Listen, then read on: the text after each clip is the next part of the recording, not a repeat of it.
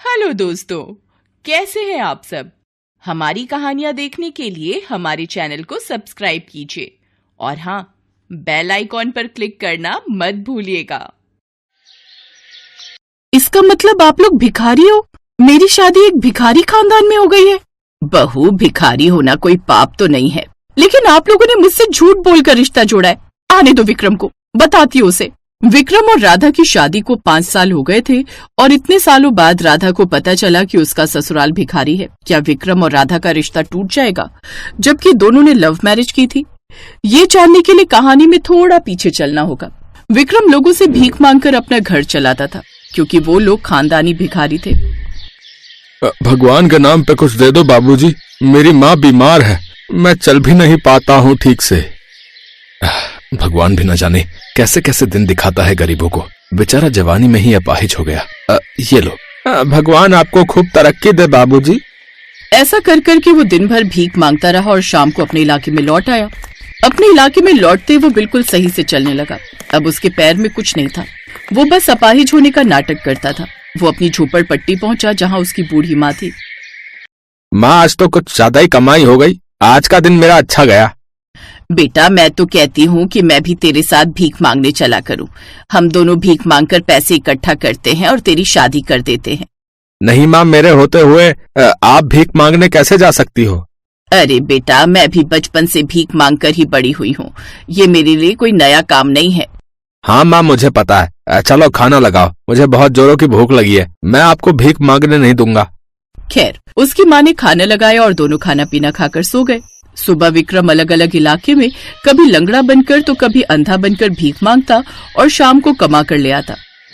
एक रोज वो किसी मंडी में भीख मांग रहा था। भीख मांगते मांगते वो एक सब्जी वाले के पास पहुंच गया। उस वक्त विक्रम ने अपने चेहरे पर काला रंग पोत रखा था और अपनी एक आंख में सफेद लेंस लगा रखा था, ताकि वो अंधा लगे। बाबूजी, भगवान के नाम पर थोड़े से टमाटर ही दे दो। बताओ, भरी जवानी में भगवान ने तुमको अंधा बना दिया। ये लो, मैं तुम्हें सिर्फ टमाटर ही दे सकता हूँ। आलू चाहिए तो वो भी बोलो। ठीक है बाबूजी, थोड़े आलू भी दे दो। विक्रम वहाँ से जाने वाला था कि तभी वहाँ पर सब्जी वाले की खूबसूरत बेटी राधा आ गई। पापा, इनको थोड़े पैसे भी दे दो। राधा की आंखें इतनी खूबसूरत थी कि विक्रम उसकी आंखों में ही खो गया।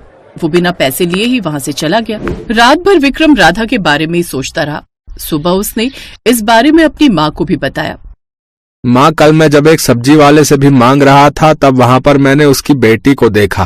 वो लोग भी बेचारे गरीब हैं और मुझे लगता है कि हमसे कम ही कमा पाते होंगे, लेकिन फिर भी उन लोगों के चेहरे पर एक अलग ही चमक थी। मुझे उनकी बेटी राधा पसंद आ गई है। माँ, बेटा, वो सब्जी वाले की लड़की है। उसे जैसे ही पता लगेगा ना कि हम भिखारी हैं, वो हमसे रिश्ता नहीं रखेंगे। विक्रम को अपनी माँ की बात समझ में तो आ रही थी, लेकिन वो अपने दिल के हाथों अब मजबूर हो चुका था। अब अगली सुबह वो भीख मांगने गया। दोपहर तक उसने भीख मांगकर कुछ पैसे इकट्ठे किए।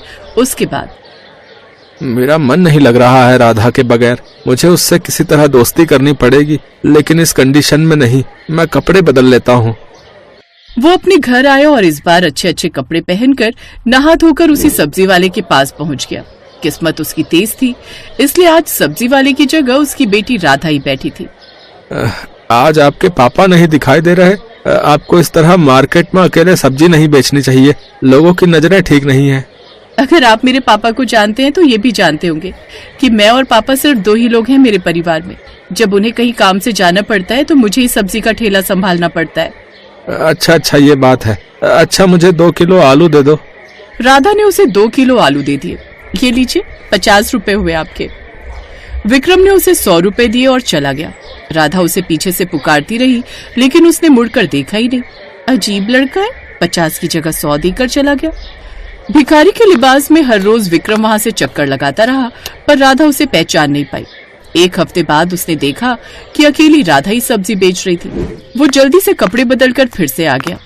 आप भी कमाल करते हैं, मैं पिछले 1 हफ्ते से आपको ही ढूंढ रही थी, पर आप कहीं मिले ही नहीं। आप उस दिन मुझे ज्यादा पैसे दे गए थे। मैं जानबूझकर आपको ज्यादा पैसे दे गया था जी। मैं अक्सर देखता रहता हूँ कि लोग आपसे पैसे कम करवाते हैं। आप जैसी सीधी सादी भोली लड़की का दुख मुझसे देखा नहीं जाता था, इसलिए मैंने आपको पैसे ज्यादा दे दिए। मुझे आपका स्वभाव बहुत पसंद है। अगर आपकी तरह हर कोई सोचने लगे तो ये देश ही बदल जाए। वैसे आप क्या करते हैं? ज्यादा बड़ा आदमी तो नहीं हूँ, मेहनत मजदूरी करके अपनी जिंदगी काटता हूँ। आपकी तरह मेरी भी सिर्फ माँ ही है और कोई नहीं। अब विक्रम जब भी राधा को अकेले देखता था उसकी दुकान पर आता था, घंटों बातें करता था और थोड़ी सी सब्जी लेकर चला जाता था।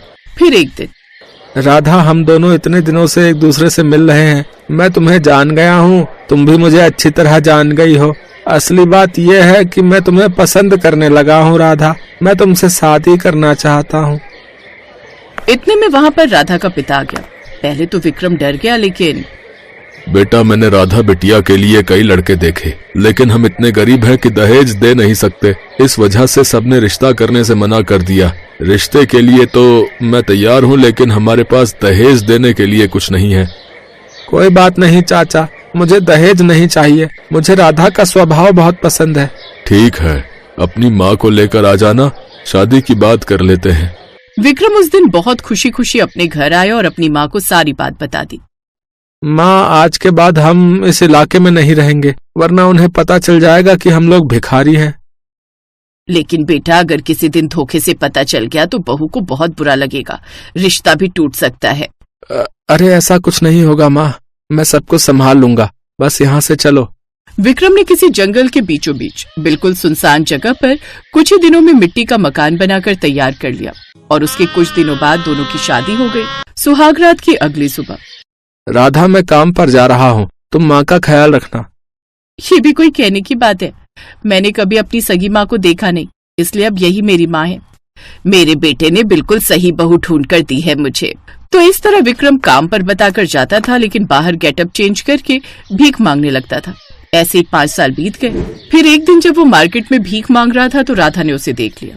वो चुपचाप घर आई और अपनी सास को सारी बात बता दी। अब कहानी एक बार फिर से प्रेजेंट टाइम में वापस आ गई। सास बहू बातें कर ही रहे थे कि तभी विक्रम आ गया। आ गए भीख मांगकर? ये सुनकर विक्रम घबरा गया।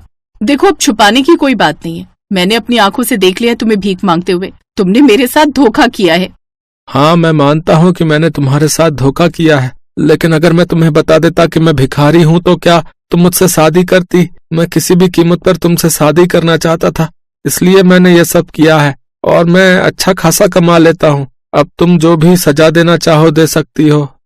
पहली बात तो इस बारे में मेरे पिता को मत बताना, वरना उन्हें बहुत ठेस पहुंचेगी। और आज के बाद भीख मांगना बंद कर दो। यहीं घर के बाहर हम चाय समोसे की दुकान खोल लेते हैं, फिर धीरे धीरे ढाबा बना लेंगे। और सामान कैसे बेचना है ये मुझे अच्छी तरह आता है। बहू, दिल की सच में बहुत अच्छी है। इतनी बड़ी सच्चाई पता चलने के बाद भी तू हमारा साथ दे रही है। मैं इतनी प्यारी माँ को खोना नहीं चाहती माँ जी। ये मेरा परिवार है, मैं कभी नहीं छोड़ सकती अपने परिवार को। अब विक्रम ने जो पैसे इकट्ठा किए थे उन पैसों से घर के बाहर दुकान खोल ली और खुशी खुशी अपनी जिंदगी बिताने लगे।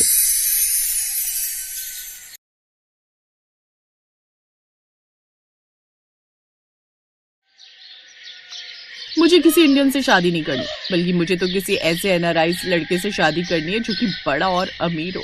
अरे तू तो इतने बड़े घर की बेटी है, कोई भी एनआरआई रिश्ता तेरे लिए आई जाएगा और तेरा विदेश में ससुराल होने का ख्वाब भी पूरा हो जाएगा। शान्या मित्तल परिवार की बेटी थी, जो कि शहर का अमीर परिवार था। उसके पिता शहर के बड़े बिल्डर थे, जिनके पास पैसों की कोई कमी नहीं थी। शान्या शुरू से ही बड़े नाजों से पली बढ़ी थी। दोस्तों के साथ खूब पार्टी करना और अमीर लोगों के साथ उठना बैठना, यही उसके शौक और पसंद थे। लेकिन उसे कुछ नापसंद था, तो वो था गरीब और भिखारी लोग। उसे भिखारी लोगों से सख्त नफरत थी। ऐसे ही एक रोज जब शान्या अपनी गाड़ी में कहीं जा रही होती है और उसकी गाड़ी एक सिग्नल पर रुकती है, फटे पुराने मैले कुचैले कपड़ों में एक भिखारी बूढ़ी औरत वहाँ आती है। इस गरीब को कुछ दे दे बेटी। छी छी, मेरी गाड़ी से दूर रहो, इसे हाथ मत लगाओ, चलो जाओ। बेटी, कल से कुछ नहीं खाया है, 2 रोटी खा लूंगी, पैसे दे दे। ओफो, इन गरीब भिखारियों ने भी इंडिया की हालत खराब कर रखी है। लेकिन वो बूढ़ी औरत जो माथे की लकीरें देखकर भविष्य भी पढ़ लेती थी, वो मन ही मन मुस्कुराते हुए कहती है, तू भी बहुत ही जल्द। क्या? हाँ, क्या बहुत ही जल्द? कुछ नहीं। शान्या गाड़ी लेकर वहाँ से चली जाती है। ऐसे ही समय बीता। कुछ समय बाद शान्या अपने माता पिता के साथ शहर की एक बड़ी पार्टी में गई, जहाँ और भी बहुत सारे लोग आए हुए थे। उसी पार्टी में निखिल नाम का एक एनआरआई लड़का भी आया हुआ था। यस, मैं कुछ दिन पहले लंदन से इंडिया कुछ दिन के लिए आया हूँ, इसी काम के सिलसिले में। जल्दी वापस लौट जाऊंगा। ये तो कोई एनआरआई लगता है। हाँ, ये लंदन में रहता है, वहीं का बिजनेसमैन है। वाओ, ये तो बिल्कुल वैसा ही लड़का है जैसा मुझे चाहिए, एनआरआई और फॉरेन में जिसका बिजनेस हो। अब शान्या निखिल से दोस्ती बढ़ाती है। निखिल दिखने में हैंडसम था, इसलिए वो जल्दी से शान्या को पसंद भी आ गया। दोनों की दोस्ती प्यार में बदली और दोनों में प्यार हो गया। फिर एक रोज, निखिल अब मुझे इंडिया में नहीं रहना है, मैं यहाँ रहकर बोर हो चुकी हूँ, अब मुझे विदेश में सेटल होना है, वहाँ तुम्हारे फैमिली बिजनेस में हाथ बटाना है। मैं चाहती हूँ तुम जल्दी से मेरे घर आकर मेरे पेरेंट्स से मेरा हाथ मांगो।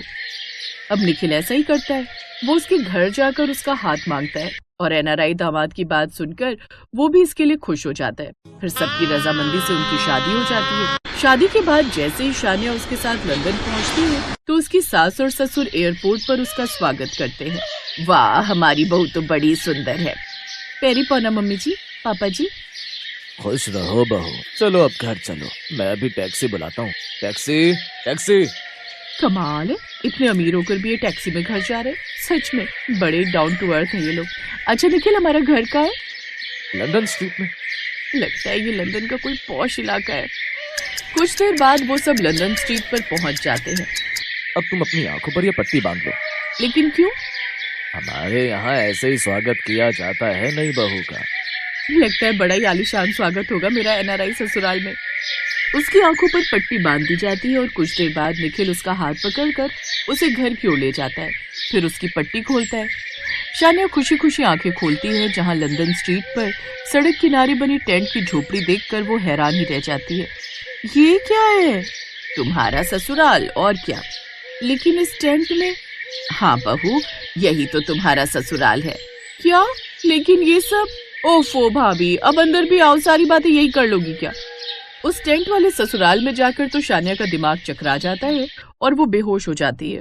कुछ देर बाद वो होश में आती है और निखिल को भिखारियों जैसे कपड़ों में देखकर कहती है, निखिल ये क्या है? तुमने ये भिखारियों जैसे कपड़े क्यों पहन लिए? बहू, वो इंडिया गया हुआ था ना, तो पीछे से हमें बिजनेस में काफी दिन नुकसान हो गया, क्योंकि जितना अच्छा बिजनेस ये कर पाता है उतना अच्छा हम सब नहीं कर पाते। हाँ भाभी, आपको पता है भैया के बिना हमारा बिजनेस कुछ भी नहीं। अच्छा, मैं भी देखना चाहती हूँ ऐसा कौन सा बिजनेस है तुम्हारा। चलो अब मुझे भी अपने साथ लेकर चलो। वो सभी शान्या को अपने साथ लेकर जाते हैं, जहाँ रेस्टोरेंट्स और कैफे के बाहर खड़े होकर निखिल अपना गिटार निकालकर बजाने लगता है। आने जाने वाले लोग पास में हाथ में कटोरा लेकर खड़ी उसकी बहन, माँ और पिता के डब्बे में भीख डालते जाते हैं। फिर कुछ देर बाद, ये सब क्या है? ये तो हमारा फैमिली बिजनेस है, भीख मांगने का। उसी से हम इंडिया जा पाते हैं और वहाँ अपने रिश्तेदारों के सामने शेखी झाड़ पाते हैं। और अब तुम भी हमारे इस बिजनेस में हमारा साथ देना। याद है ना, तुमने कहा था तुम हमारा फैमिली बिजनेस ज्वाइन करोगे। ये सुनकर शान्या अपना माथा पकड़ लेती है। साथ ही उसे उस भिखारी अम्मा की बात याद आती है, तुम भी बहुत जल्द हमारी तरह। अब उसे समझ आ रहा था कि गरीब और भिखारियों के साथ उसने जो व्यवहार किया था उसका उसे क्या परिणाम मिला। इसीलिए कहते हैं किसी भी गरीब इंसान से नफरत नहीं करनी चाहिए और ना ही उनकी गरीबी का मजाक उड़ाना चाहिए, बल्कि जितना हमसे हो सके उनकी मदद करनी चाहिए, क्योंकि क्या पता जिंदगी कब आपको कौन सा समय दिखा दे। हेलो दोस्तों, कैसे हैं आप सब? हमारी कहानियां देखने के लिए हमारे चैनल को सब्सक्राइब कीजिए और हाँ, बेल आइकॉन पर क्लिक करना मत भूलिएगा।